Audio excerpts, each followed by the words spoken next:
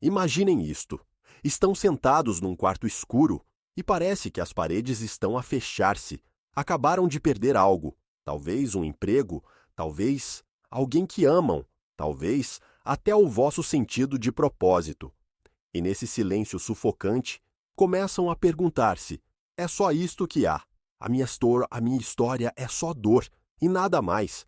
Mas e se eu vos dissesse que os mesmos momentos que parecem o fim são muitas vezes as sementes de um novo começo? E se as lágrimas que choram hoje estiverem, na verdade, a regar as raízes da esperança de amanhã? A Bíblia é brutalmente honesta sobre o sofrimento, não o adoça. As pessoas perdem, as pessoas desmoronam-se, as pessoas clamam em desespero. E, no entanto, em cada página está entrelaçado este tema misterioso e implacável. Deus não desperdiça a dor. Ele pega no que parece ser o fim da estrada e transforma-o num caminho para a vida, a alegria e a redenção. Este vídeo é sobre essa transformação. Vamos percorrer algumas das histórias mais poderosas, por vezes esquecidas, da Escritura, onde o sofrimento se tornou o solo, de onde a esperança cresceu. E ao fazê-lo, quero que continuem a perguntar-se: as minhas próprias lutas poderiam fazer parte de algo maior, algo que Deus está a preparar? Vamos a isso. Comecemos com José. Provavelmente conhecem as linhas gerais. Ele é o rapaz do casaco colorido, o filho favorito de Jacó, o sonhador que via visões de grandeza.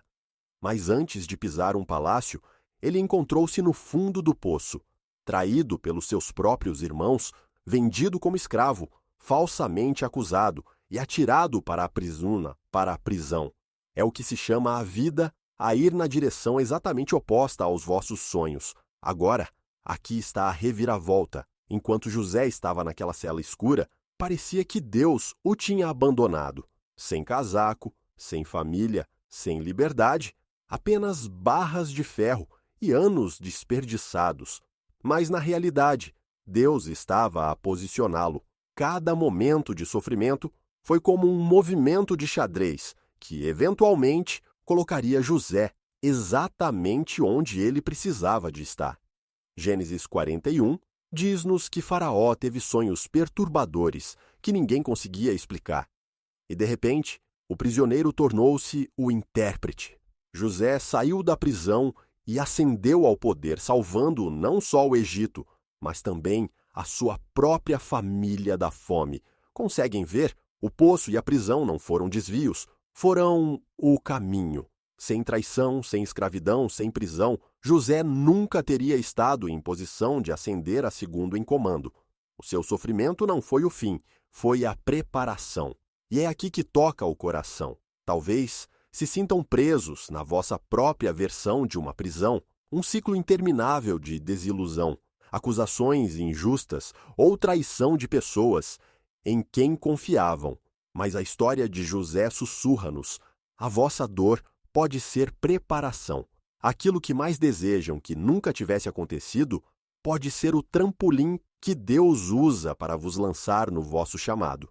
Agora passemos a Ana. A sua história, em 1 Samuel 1, é crua e profundamente humana. Ela desejava um filho mais do que tudo, mas ano após ano nada acontecia. Para piorar a situação, a sua rival Penina zombava dela, espremendo sal numa ferida já aberta. Conseguem imaginar a vergonha? A constante lembrança de que aquilo que ela ansiava estava fora do alcance? O sofrimento de Ana não era apenas físico, era emocional e espiritual. Ela sentia-se ignorada, não ouvida, esquecida.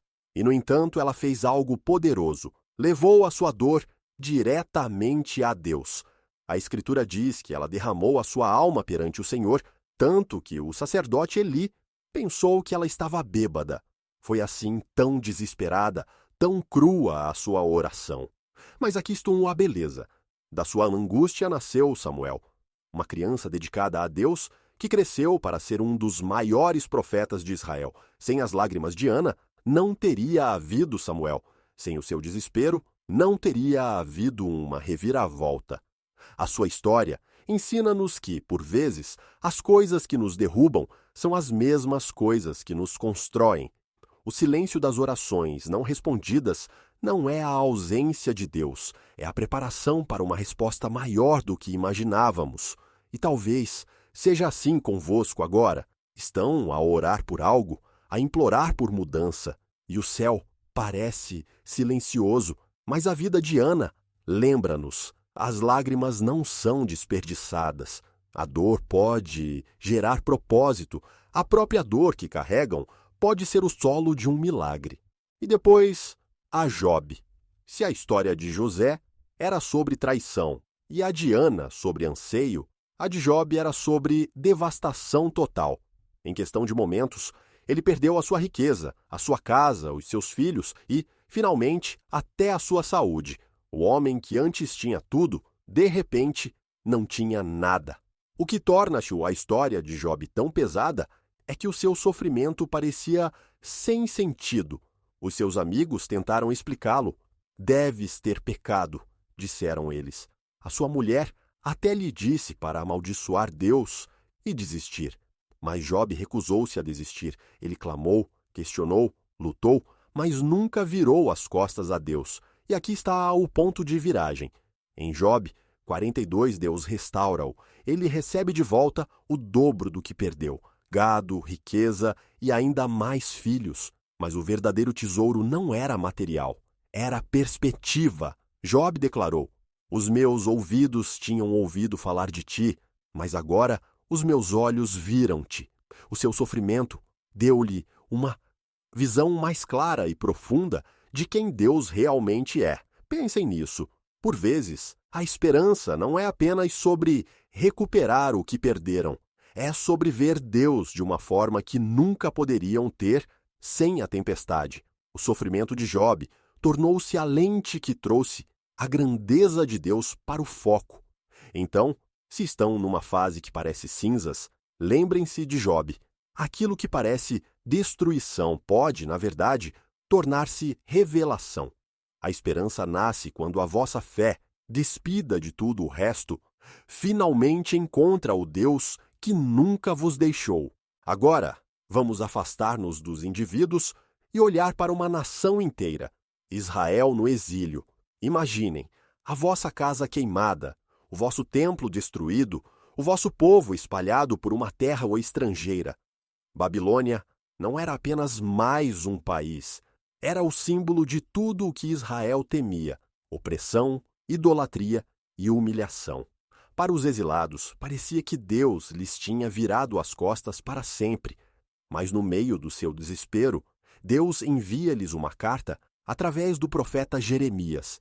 E em Jeremias 29:11, ele diz: porque eu bem sei os planos que tenho para vós, planos de prosperidade e não de calamidade, planos para vos dar um futuro e uma esperança. Estas palavras não foram escritas para pessoas em conforto. Foram escritas para pessoas que tinham perdido tudo. Essa é a parte chocante. Deus não prometeu uma fuga instantânea. Ele não disse: façam as malas, vão para casa amanhã. Qual é essa amanhã? Ele disse-lhes para construírem casas, plantarem jardins, criarem famílias, para viverem mesmo enquanto estavam no exílio. Por quê? Porque mesmo no lugar da dor, ele ainda estava e gostou a traçar um plano de esperança. E aqui está a ligação. Por vezes, as nossas Babilônias, os empregos que não queríamos, as cidades onde nunca planeamos viver, as salas de espera da vida, parecem becos sem saída, mas Deus sussurra-nos a mesma verdade. Isto não é em vão. A história não acabou. A esperança não foi cancelada. O exílio de Israel lembra-nos que a esperança nem sempre é sobre mudar a nossa localização. Por vezes, é sobre mudar a nossa perspectiva. Mesmo na terra da perda, Deus está a escrever um futuro cheio de promessas. E agora, chegamos ao centro de tudo, a cruz de Jesus. Se alguma vez houve uma imagem de sofrimento supremo, é esta.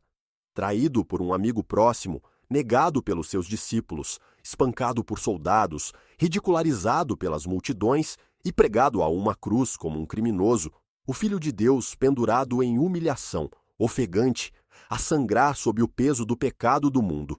De fora, parecia uma derrota total. O Messias, que todos esperavam, parecia impotente. Roma tinha vencido. A morte teve a última palavra. Os discípulos dispersaram-se, aterrorizados, convencidos de que a história tinha terminado. Mas aqui está a inversão impressionante. A cruz não foi o fim, foi o eixo da história. Da morte veio a vida. Da tristeza veio a alegria. Do desespero veio a ressurreição. 3 dias depois, o túmulo estava vazio e a esperança explodiu no mundo de uma forma que ninguém poderia deter. A cruz ensina-nos que Deus não apenas conserta o sofrimento, Ele transforma-o, Ele não apenas remove a dor, Ele usa-a como a própria ferramenta para trazer a redenção. O pior dia da história tornou-se a melhor notícia para a humanidade. Então, quando olharem para o vosso próprio sofrimento e pensarem, isto é sem sentido, lembrem-se da cruz. O lugar que parecia a derrota mais escura tornou-se a vitória mais brilhante. Se Deus pode transformar a crucificação em ressurreição, então Ele pode transformar a vossa dor mais profunda na vossa maior esperança. Vamos falar de Paulo e do que ele chamou de seu espinho na carne. Não sabemos exatamente o que era. Alguns pensam que era uma doença física, outros dizem que era oposição espiritual, talvez até perseguição constante. Seja o que for, doía, e Paulo implorou a Deus 3 vezes para que o tirasse. Mas Deus não o fez. Em vez disso, ele disse a Paulo, a minha graça te basta, porque o meu poder se aperfeiçoa na fraqueza. Agora, isso vira tudo do avesso. Paulo queria alívio, mas Deus deu-lhe revelação. A dor não desapareceu, mas Paulo descobriu que a presença de Cristo era mais forte do que o espinho. O que é extraordinário é como Paulo responde. Ele não se zanga, não se enfurece. Ele realmente diz que se gloriará na sua fraqueza. Por quê? Porque quando ele é fraco, então Cristo é forte. O seu sofrimento tornou-se o palco onde a força de Deus brilhou mais intensamente. E isso é esperança num nível totalmente diferente. Não é a esperança de que o vosso problema desapareça da noite para o dia.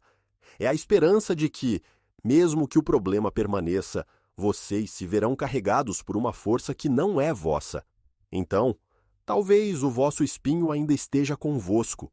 Essa doença, essa ansiedade, essa desilusão que não conseguem afastar.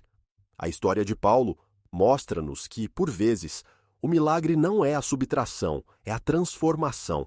Deus nem sempre tira o espinho, mas Ele pode sempre transformá-lo num testemunho. Então, o que tudo isto significa para nós hoje? Porque sejamos realistas. Uma coisa é ler sobre José, Ana, Job, Israel, Jesus e Paulo. Outra coisa totalmente diferente é acordar amanhã ainda a enfrentar a vossa própria mágoa, o vosso próprio diagnóstico, a vossa própria oração não respondida. Aqui está a verdade. O sofrimento não é opcional, mas a desesperança é. A Bíblia mostra-nos repetidamente que Deus pode pegar nas mesmas coisas destinadas a quebrar-nos e usá-las para nos construir. Isso não é apenas um slogan reconfortante. É um padrão entrelaçado no tecido da Escritura. Pensem na vossa vida por um momento.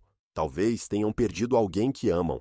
Talvez a vossa carreira tenha desmoronado, ou a vossa saúde esteja frágil, ou se sintam traídos por pessoas em quem confiavam. Estas não são coisas pequenas. Elas cortam fundo.